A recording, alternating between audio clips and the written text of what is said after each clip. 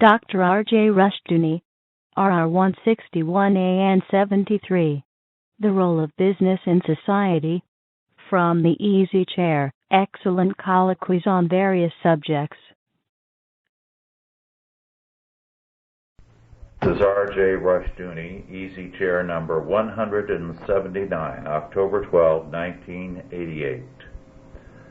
This evening, Otto Scott and I are going to discuss business, the world of business, the attitude of people towards business, and the role of business in society.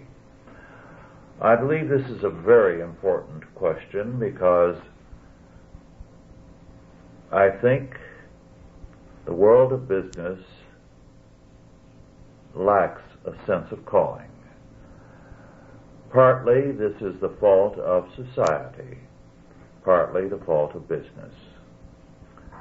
Years ago, in this country, and we were different from the rest of the world in that respect, the businessman had respect. In fact, if you retired and did not work, you had to go to Europe, because a non-working man was despised in the United States. There was a great deal of respect for work, and hence for the businessman.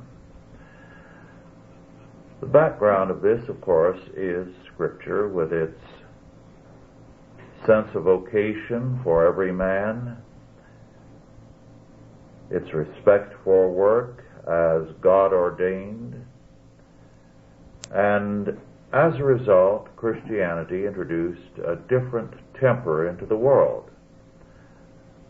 The pagan world despised work. The Greeks felt that work was something for slaves and commoners. And most of the inventions that we credit the Greeks with were the work of slaves. The slaves were sometimes rewarded with freedom for what they did, but it was the work of slaves. Rome had a similar attitude. And this pagan attitude has, over the centuries, from time to time, had a dominant influence within the realm of Christendom, so that churches have at times preached as though work were discreditable, or the businessman on a lower status than the monk, priest, or pastor, and yet at other times have preached about the Christian vocation, the dignity of labor. And we must remember that labor must be defined in terms of what we call both capital and labor. Actually, the man who is in business for himself usually works harder and longer hours than his employees. So to call those who work under him workers and assume that he is not a worker is ridiculous. Well, this is a general introduction to the subject. Now, Otto, what do you have to say? Well, the Reformation, of course, I agree with Weber, who said that modern industry and Protestantism have a lot in common. Before that, we always had commerce, and much of the world is still involved in commerce, which is another word for trading, and includes manufacture and so forth, but commerce, generally speaking, is content with short-range profits, single deals, and not with long-range programs. Capitalism, which is incidentally a Marxist word, which we've adopted for lack of any better shorthand, capitalism thinks in the long run, and the Protestants who began to plow back their earnings into the business in order to set up and maintain a venture that could last for generations for a long time were heroes in this country. When I was a boy in school, when you were a boy in school, I remember writing about Edison and Harvey Firestone, Yes. and various businessmen. I remember my father, one of his heroes was Otto Kahn, the financier. And financiers were the objects of a great deal of admiration up to 1929, up to 1930. Now we have something else that's come into the situation. We have the corporate world. Corporations were an invention just as much as the automobile, I'd say. And they came in they're not totally new. There were syndicates in the Roman days. There were companies, but they were short-lived. They were ventures to put together a particular cargo on a ship, something of that sort.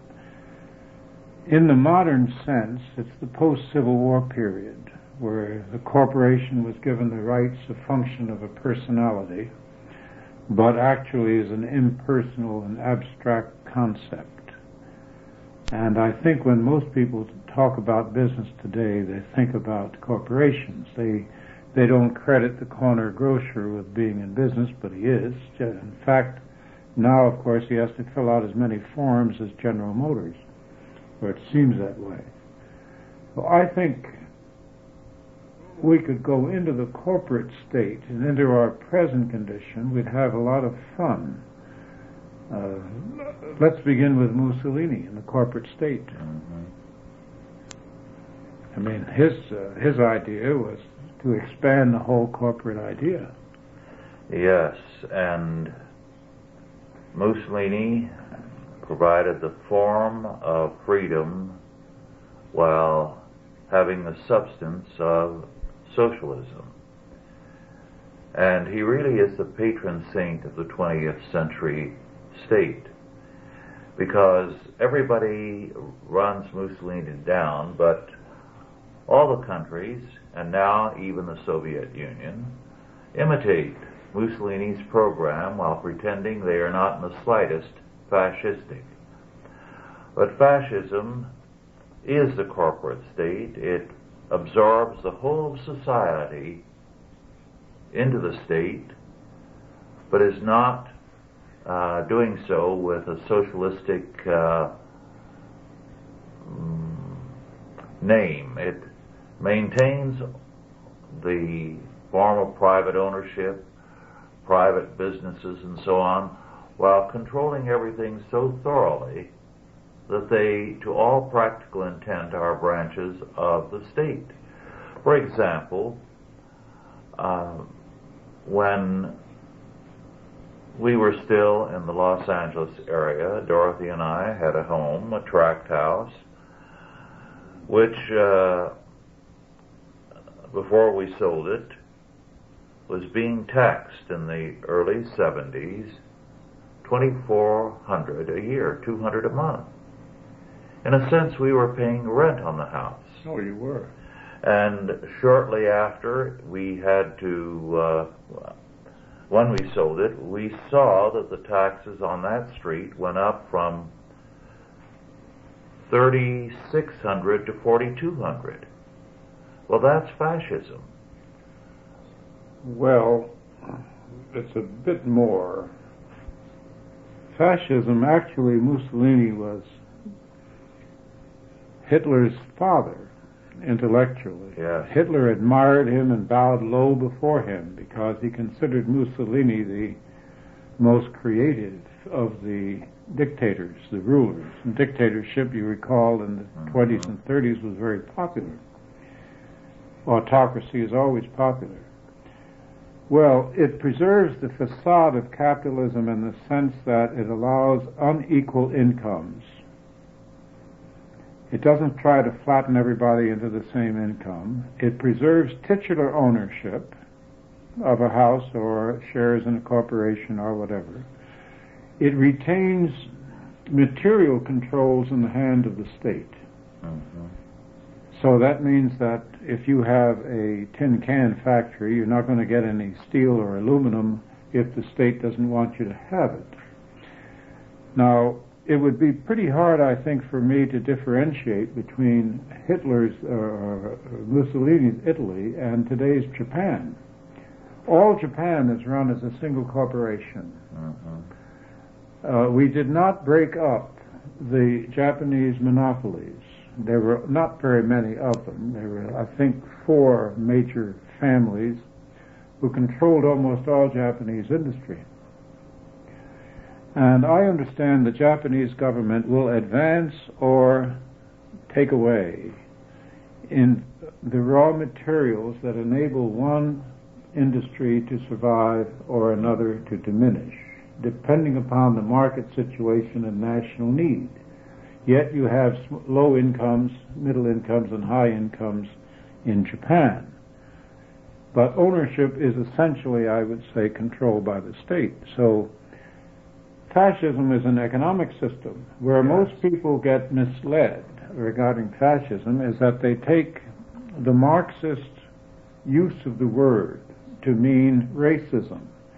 The Marxists called Hitler a fascist, whereas actually he was something different. He was unique in the sense that he set up not only an economically absolute state, an autocracy, but it was on a racial basis. And I think that's the first state to be set up on a racial basis in the modern world. And it's not a very good establishment any more than to set up a modern state on a religious basis. But as we know, that's been done again. In any event, fascism is an economic theory which is not taught in American schools so far as I know. So most people here don't know what fascism is. And if you don't know what it is, it's hard to avoid it. Yes. Mussolini was shrewd in that he began as a Marxist, an avowed Marxist, and came to realize that there would be no way of weaning the common man from his desire to own his own land, his own house, to have private property. So he decided to maintain the facade of private property while instituting, in effect, total controls by the state. All right. Now, in the corporation in Germany today, Western Germany, let us say, when you, before it can appoint a senior executive, has to have the permission of the government. Because the government of Western Germany considers a corporation a quasi-public institution and not a purely private institution. And I remember when I was sitting in my office in Ashland Oil, and a fellow appeared in the doorway and said, "Go next door to the boardroom." And I said, "Why should I?" He said, "You've got to be fingerprinted." I said, "By whom?" He said, "Well, the government, because we've got classified projects." Now, what's the difference between that and Western Germany? Yes. So your fingerprints are on file, Otto. Oh, well, everyone's fingerprints are on file, I assume. If you have a driver's license, you've got a thumbprint. That's right. I forgot about that. Big Brother has his eye on us all. Well, we have moved by stages into what I consider the fascist economy. And it may even be worse than Mussolini's version, because, as we know, the Italians have unique abilities. They're an old people, they're terribly sophisticated, and they run either legal or illegal mafias. The mafia is a pretty good example of an Italian-style organization. It may be engaged in crime, but the type of organization is very Italianate, because it's personal, it's personalized, it consists of familial type relationships, and it keeps secrets from itself. The Italian business is impossible to put down on paper, because right now the Italian government owns an incredible number of corporations that operate in the private sector exactly as though they're private corporations. In fact, I think it would probably take even the Italians themselves a year or so to find out who they all are. Mm-hmm. At the same time, you have private corporations that are competing with the public corporation. You have tax dodges of all sorts all over the place. So it's a anarchistic. Mm-hmm. It's a combination of old autocracy and libertarianism, all operating at once. But we're different. We're more like the Germans. We're more organized. We're systematic. Americans today are people of the rule. And unfortunately, we have maybe 50,000 or more bureaucrats who can all write a new rule that has the force of law anytime they want. The Italians have an inefficient civil government, which means its abilities to tax are limited. It's not very good at collecting taxes. But unhappily, like the Germans, we have an efficient bureaucracy in Washington that is efficient in collecting things from us. Well, that's true, but it's also very pragmatic. Yes. And there's a recent article in the Wall Street Journal on pragmatism. It's applied a little bit differently. They're talking about the pragmatists around Reagan who keep talking him or kept talking him, so we're told, into various practical positions that in effect gutted and undermined his administration. Pragmatism is short-range, sensible, long-range, myopic. Mm-hmm. Now, we have bureaucrats who are writing these pragmatic regulations, each one of which is designed to solve some problem that has arisen, who are indifferent to the long-range effect of the proliferation of all these regulations, each of which is in effect a law. Mm-hmm. Because if you violate it, you can be punished. Yes. Disraeli said, practical men are men who practice the blunders of their predecessors. They're very short-sighted, in other words, and cannot see in terms of the future. They're practical in terms of the moment. Which is a bad way for a government to be, because a government should be long-range. Yes. Now, by being short-range, our so efficient tax collectors, and I'm aware of it because I mailed in a tax check today. That's the reason I look a little pale. It's like a transfusion, It's like giving one, And to the body politic, here's a little blood, Sam, At any rate, the tax system that we have demands that we pay in advance by the quarter. Corporations have to submit a earnings statement every 3 months, 4 times a year. And if their earnings have not gone up in those 3 months, the Wall Street Journal runs a headline saying your earnings fell. Once they ran a headline saying Ashen earnings fell. We fell one penny a share. We had a real friend in court on that occasion. But I could never found out who it was. I tried to. Easier to break into the Pentagon. But if you have to show a profit every 3 months, and under Mr. Roosevelt, incidentally, you were prevented from plowing money back. You could not distribute the money in the form of dividends. He put a limit on the percentage of dividends that you could recompense a shareholder to. And you couldn't plow the money back. You had to pay taxes on it. Consequently, you can't plan for a 5 or 10 year period. Yes, and that's destroying American business and its ability to compete with other countries. We are not allowing this long-range planning. It can't be done. No. And it means that every industry is caught in short-range pragmatism. Yes. In one of your books, Otto, you made a very telling point about banking and the future. And you pointed out how the New York banks although they had the reputation, were always betting on the past. Big corporations that were already over the hill. Right. And at one time, Chicago was ready to invest in the future. But even that has disappeared. So that we have the short-term thinking, which is past-oriented, rather than interested in entrepreneurs and the future.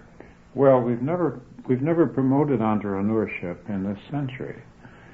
We've taken money, huge amounts of money, recycled the petrodollars, for instance.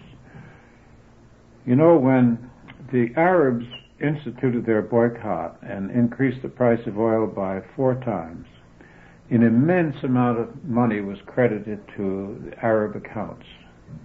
But they had no place to put it, because in those days, early 70s, they had neither banks nor industries, nor projects nor plans, nor a commercially educated group capable of advising them. So the banks like Citibank and the others simply took those petrodollars and invested them willy-nilly into third world countries and governments. And around the world, they spilled money all around the world to keep it within the system. Mm-hmm. Now, for a while, that seemed like a wonderful solution. But unfortunately, they lent the money to governments and not to people. Yes. And governments do not produce. The purpose of a government is to govern, not to make jobs. Yes. When Dukakis promises to make jobs, and when Bush says he's made jobs, they're both lying through their teeth. Governments do not produce anything except laws, rules, and taxes. The only jobs they create are in the bureaucracy. Well, all right. Italy has government-owned corporations all over the place, and undoubtedly they make money. So they fill in for their tax inefficiency by being into the private market. And if you're up against a company that's owned by the government that has a treasury behind it, it's kind of hard to compete. But it's interesting that in both France and Italy, private tax-paying corporations are competing with and outdoing these state-owned corporations. Yes, because there's no way you can keep politics out of anything the state governs. So who staffs the private corporations? Who runs them? Well, some fellow who has a good taste in cigars and girlfriends who has friends in government. I mean, your politician runs a government company. When I was at William Volker, this is a minor point, but confirms what you said. There was a professor at UCLA who did some research on a grant from the Volker Fund. And it was had many ramifications, but there was one point that was very interesting. He said, the closer a corporation was to being more or less a branch of the federal government, the more attractive its secretaries were and the more inefficient. But if it were truly a private corporation with production and profit in mind, the secretaries were marked by efficiency rather than beauty. Oh, absolutely. And in federal offices, the secretaries, he said, were amazingly beautiful. Is that so? I'll have to take another look. Well, the Paul Blazier was an entrepreneur who founded, and was the architect, rather, of Ashland Oil. He saw a marked difference between the days when he was beginning, the early part of the century, let's say the late teens and early 20s, And the generation that came later in the 30s, together hand in hand, you might say, with the New Deal. The institutionalization of management, the professional managers who began to appear, as opposed to the fellow who came up the hard way, came up the ranks, or came out of the entrepreneurial group. He said, these men collect a fat salary, whether the corporation earnings are up or down. Yes. Consequently, they don't lose any sleep at night over the marketplace.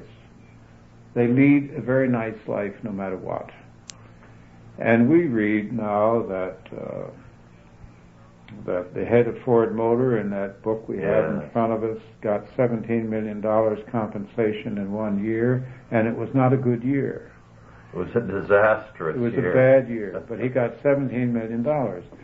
And Mr. Blazer felt that there was something inherently stupid in this arrangement, and he felt that all managers their compensation should be closely tied to the earnings of the corporation. And if the corporation lost money, I said, well then, he said, they shouldn't get anything. Very good. Well, this sort of thinking seems to have gone out of style, because results no longer seem to count in the American society, not just in business, big business, but in big government, in big labor, or almost in any of our institutions. We have school teachers now, college professors and high school teachers, who get more money than all their predecessors ever dreamed of getting, and yet the grades of the students go down, their skills go down, but these salaries keep going up. Yes. Nowhere that you look does results seem to strike the American attention. Well, you have the same attitude among the unions. Irrespective of whether the business is successful or not, their salary should be maintained at a high level and continue to go up. You mean the union members' salary? Yes. Yes. Oh, sure. Well, Gene Samples of Arch Mineral gave me a chat on that. You know, of course, the coal companies have had lots of problems with the union, especially the United Mine Workers. After all, one of the presidents of the United Mine Workers was sent to prison for murder. And I was told that when they were opening up some new mines and some new districts, they got some rather ugly telephone calls from some of the organizers of the unions. But in any event, Samples, who was a coal executive from the time he left school, said, the whole question of unions, he said, from the production point of view, are get in their own way. He said, if you're dealing with union members, you have to pay a poor worker as much as a good worker. You can't punish the poor man, you can't reward the good one. So he said, you're holding back merit. Yes. And that's why most farm workers will not join Chavez's union, because they are making more money than they will get if Chavez is able to organize California agriculture. Then they will get a flat sum, every worker. And so some will coast on the ones that work hard. Yes. The ones who work hard can make more without the union. Sure. And it's only the shiftless workers who will then benefit.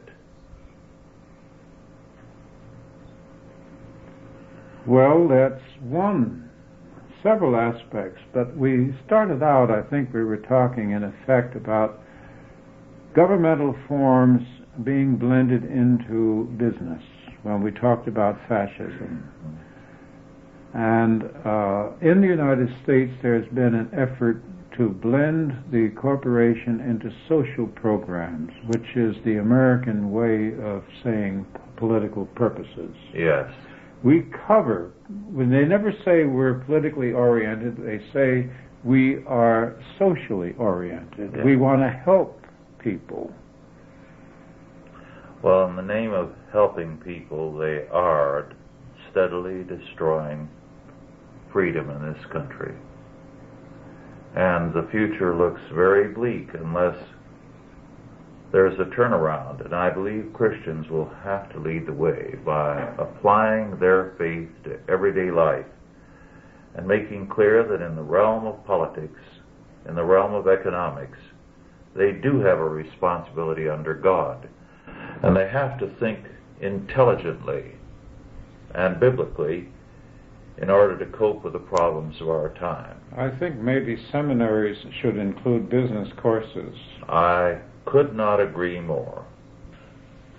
Otto, you and I were discussing on our flight from Sacramento to Los Angeles last Saturday Paul Weaver's book, The Suicidal Corporation, How Big Business Fails America, published this year by Simon & Schuster, a very interesting book. But after we discussed this book on the plane, I decided to do a little studying in the background. And I turned up some interesting things. The world of business in our civilization began in the Middle Ages with the rise of the cities, the towns at first. And the towns were an area of freedom. This was where serfs could go and be free men. It was a walled area, so it was an area of security and peace, except in time of war, but not subject to bands of robbers and depredations by roving bands. It was a place where there was a church at the center. So European civilization began with a combination of the faith and business. As a result, the city grew rapidly because it represented freedom. It was an ideal that was deeply influential among the common people of the medieval era. The town represented an ideal. However, the town faced a very great enemy, the lords and the kings, because the town represented an area that was outside of their control.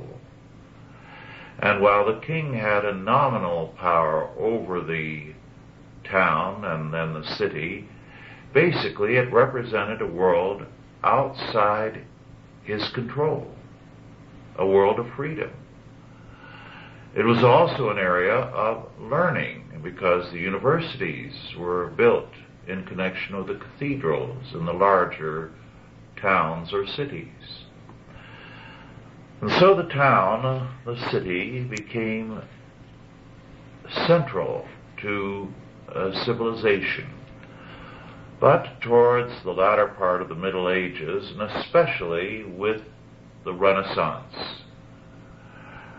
what happened was something very interesting. The lords and the kings moved into the cities. They maintained double residences. They took over the city and made it theirs, and they drove the businessmen out to the suburbs, outside the walls.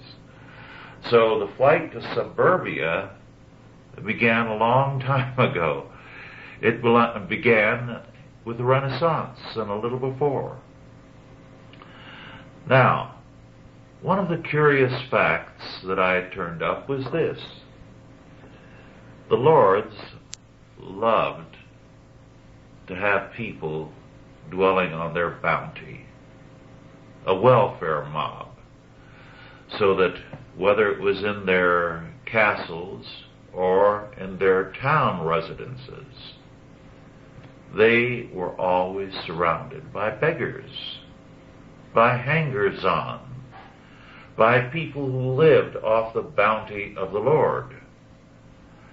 So when they went into the cities, they took with them and created around them a group of drifters, no accounts, beggars, bums.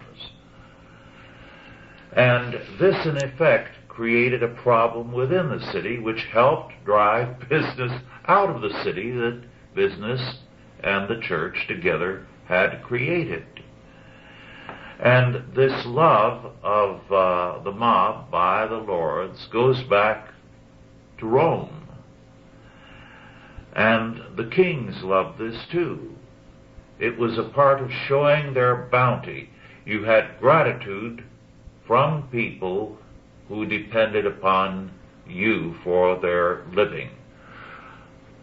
Then these lords turned the city from a place of business, the inner city, to a place of elitist culture.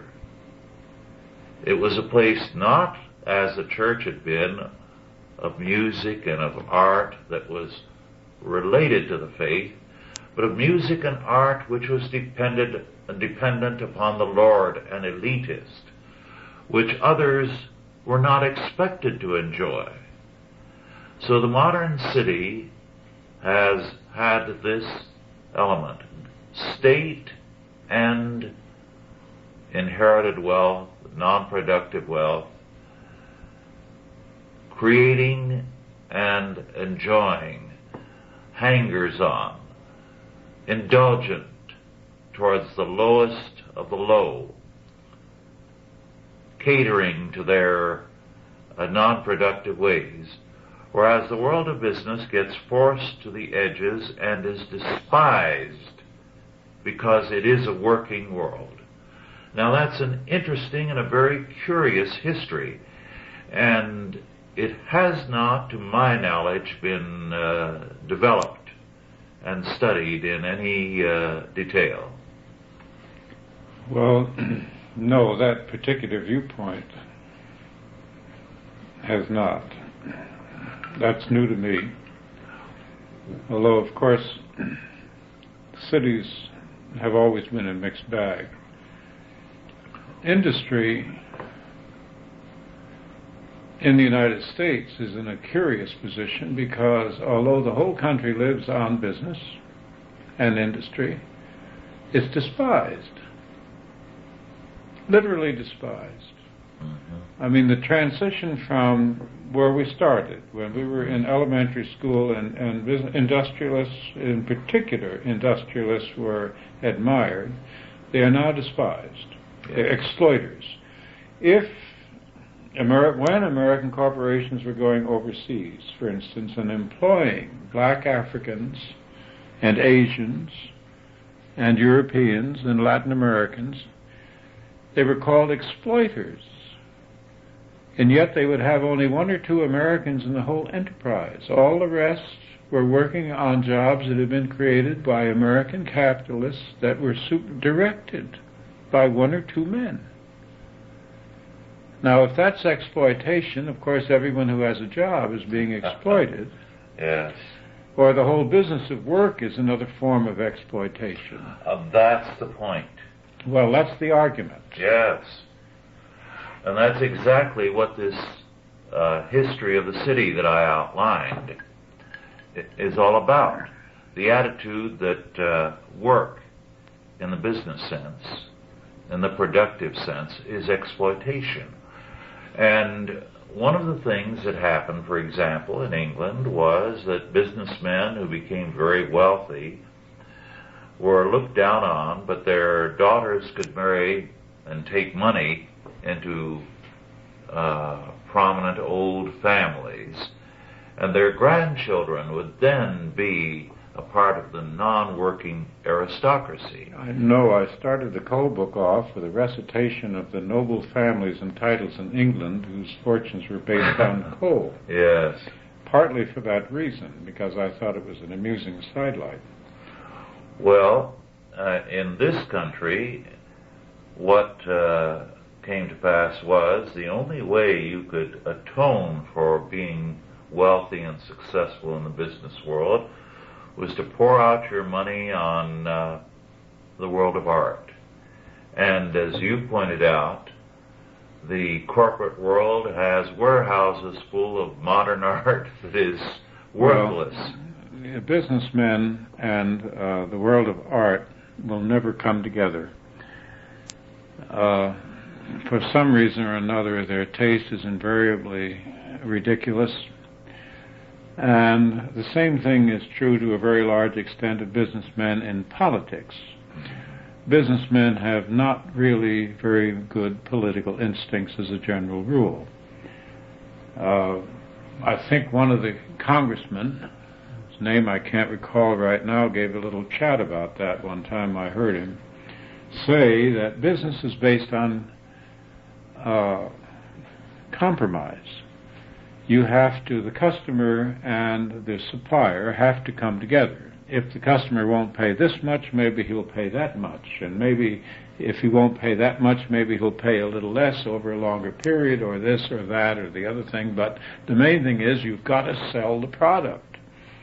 Whereas politics is based on confrontation. It's not based on compromise at all. In politics, somebody wins and somebody loses. And there's no other way. Well, business can't understand that, because a businessman cannot afford to get into a fight with his client, with his customer. The author of that book, Paul Weaver, with his great 2 years on the public affairs staff, third level down at Ford Motor Company, made me laugh when I read it, because he seemed to think that Ford Motor Company should get on a white horse, pick up a lance, and run head-on into the government. No way.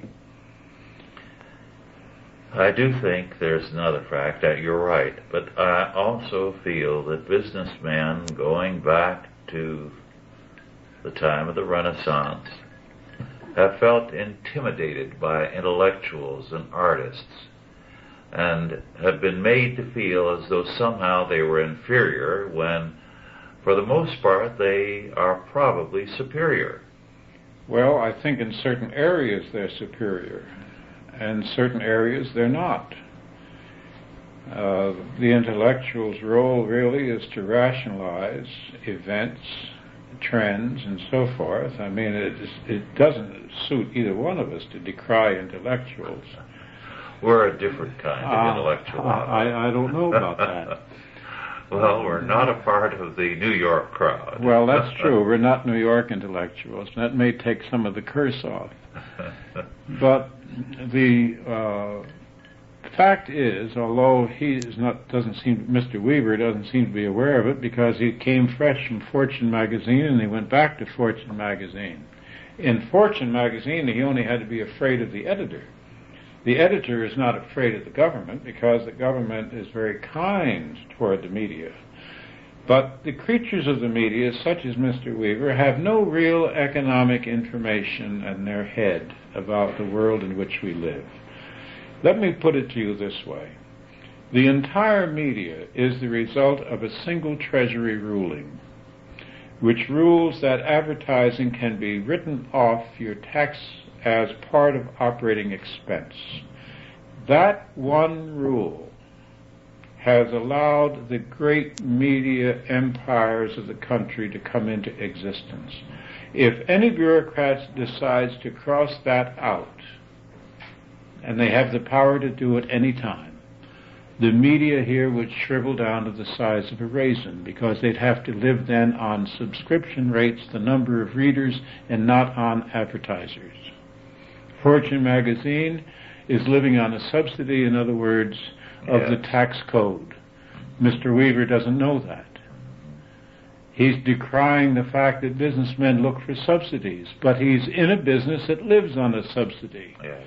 And I always look twice at somebody who is sitting in a large, ornate glass house, who says what we need is more stones. The media is, Fortune magazine in particular, teaches the theology of business. What business should be. but they're not out there sweating bullets trying to turn a profit against the myriad reports, forms, and statistics and so forth. Now, at one time, business in this country had a political presence, but it was a much different country. It was a much simpler country. It always, from the beginning, business here, the feeling of the American people from the time they became independent of Great Britain was that the purpose of government is to help the citizens in a very material and immediate way. This country, as you know, has always been a sucker for easy money, paper money, inflation, and it inflated during the Revolutionary War. It starved the Revolutionary War soldiers with inflated money. The farmers wouldn't give them food because their Hessians had gold. Washington's men had no shoes at Valley Forge because they had no money. And somebody wrote a book about Washington's expense account and said, look how enormous it was. Well, it was in paper dollars. It was in continental dollars. Washington lost money. Everyone lost money in that thing. Okay. The railroads were built with land grants. The canals were built with special privileges. The toll roads were removed because there were certain privileges given to the construction of the highways. This country started out with protected industries behind a high tariff wall, just as Japan is today. Now along comes Mr. Weaver, boy writer about business, who says we've got to change all this and do it right now because it isn't holy. But unfortunately, it worked. And as long as the government of the United States was assisting bona fide ventures, physical ventures that physically improved the country, we could see a very good reason for it. The Union Pacific Railroad, for instance, was passed by the Lincoln administration.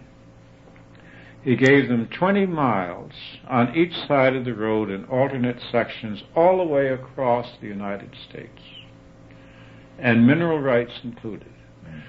The purpose was, from Washington's point of view, to tie California to the rest of the Union.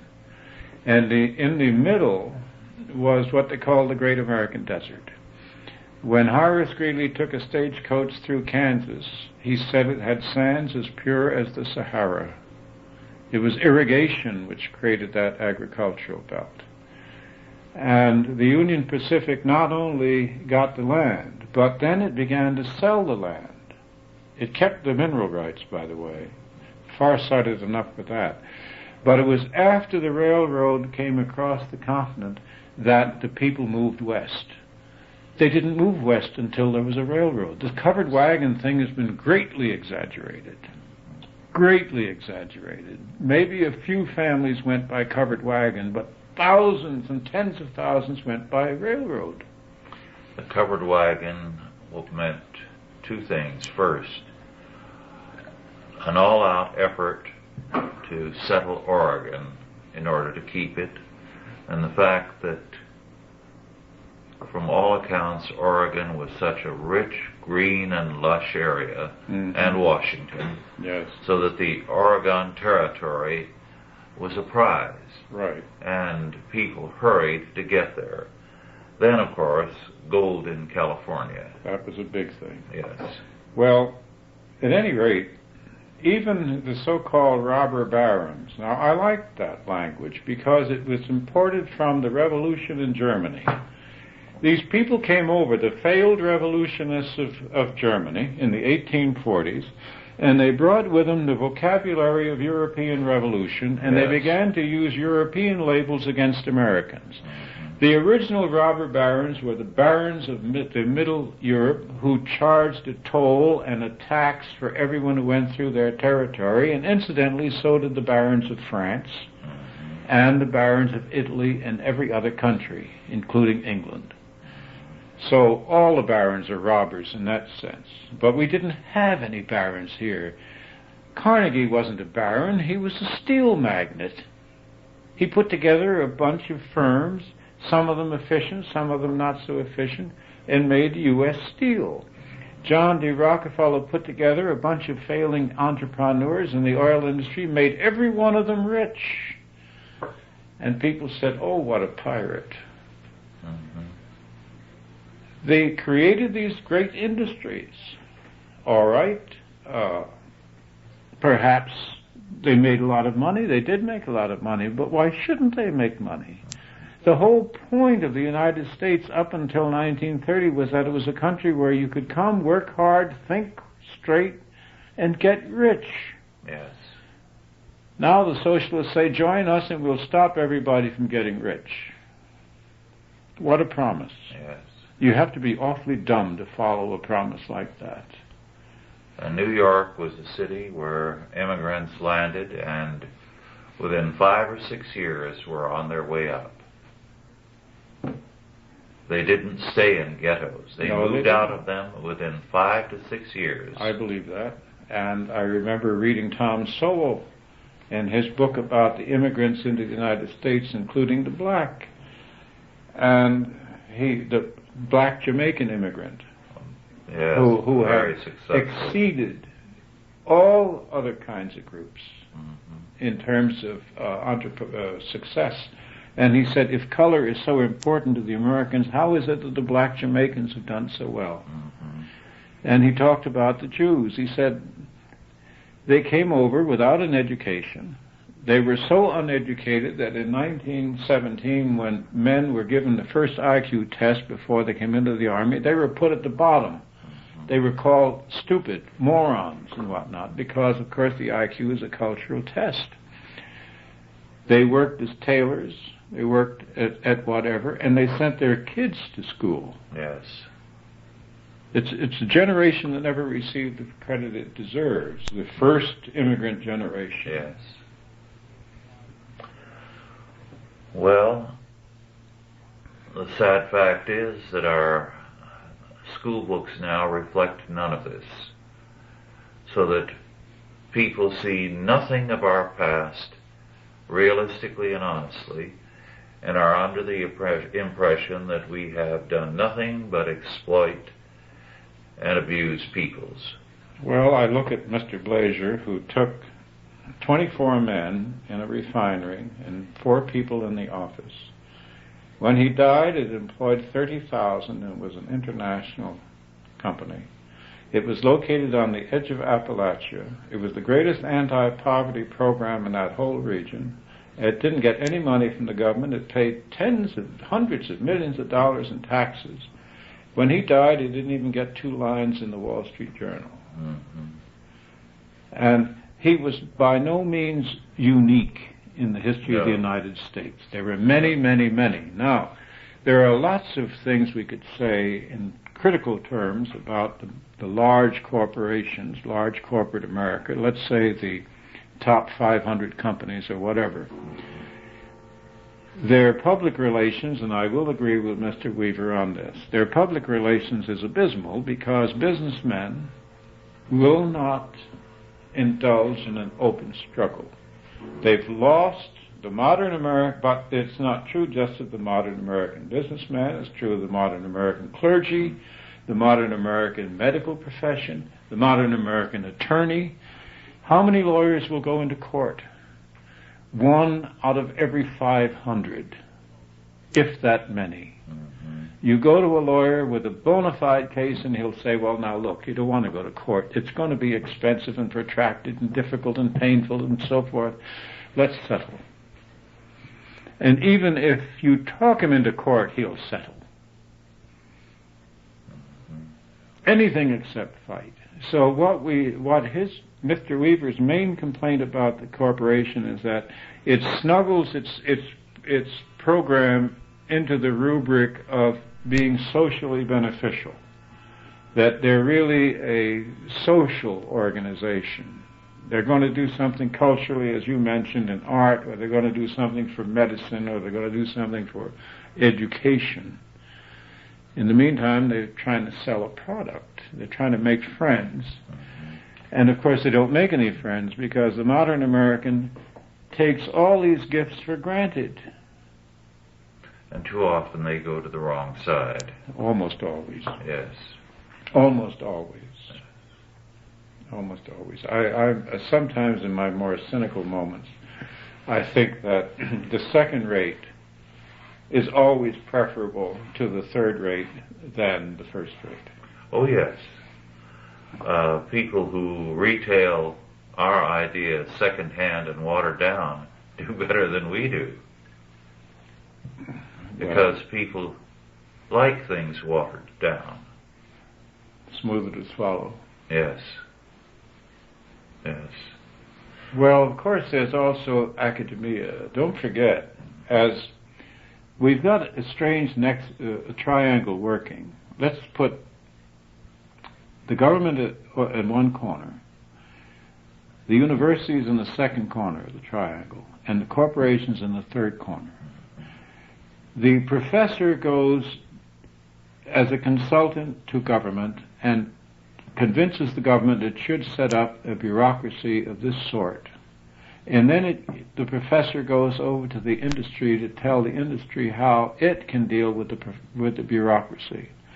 And in the process has bureaucratized the university, the government, and the corporation. Yes.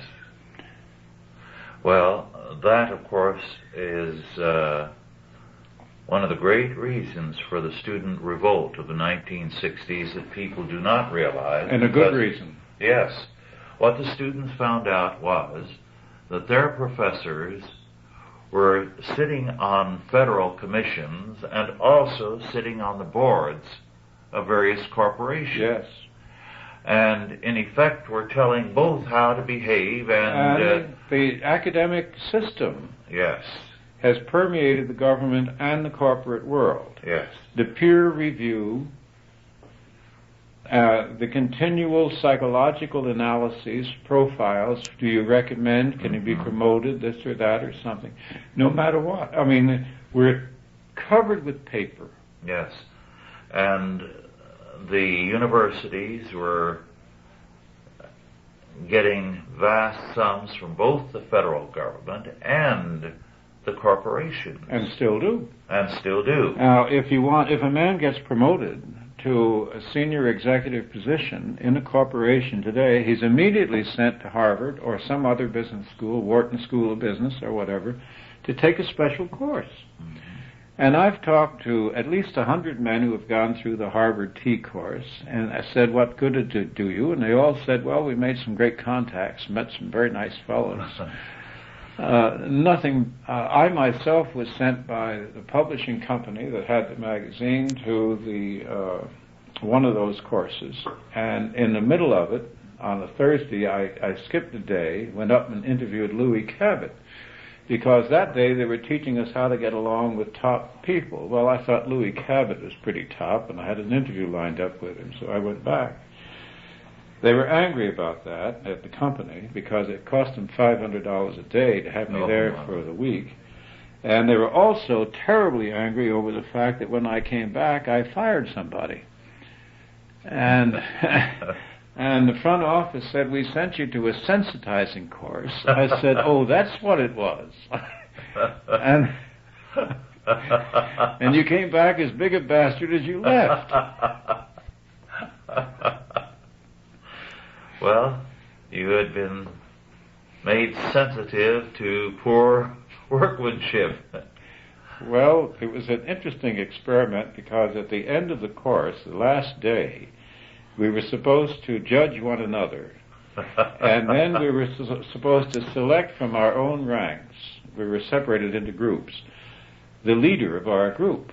Well, the first guy that got up to do the judging put me way down and made some other what I thought were questionable judgments. And of course I was the only professional observer there. I mean, it's my job, my trade really, to listen to other men and to rank them. So I said, well, first of all, we'll begin at the bottom. This fellow here, who made himself the clerk of the group and who stayed out of all trouble and kept his head down, and was liked by everybody because he was taking notes on everybody, we'll put at the bottom. And I went around the table in that fashion, so they elected me leader. Which did not impress me any better with the results of the course. Well, our time is up. Thank you all for listening, and we do appreciate your comments and suggestions. Authorized by the Chalcedon Foundation. Archived by the Mount Olive Tape Library. Digitized by ChristRules.com.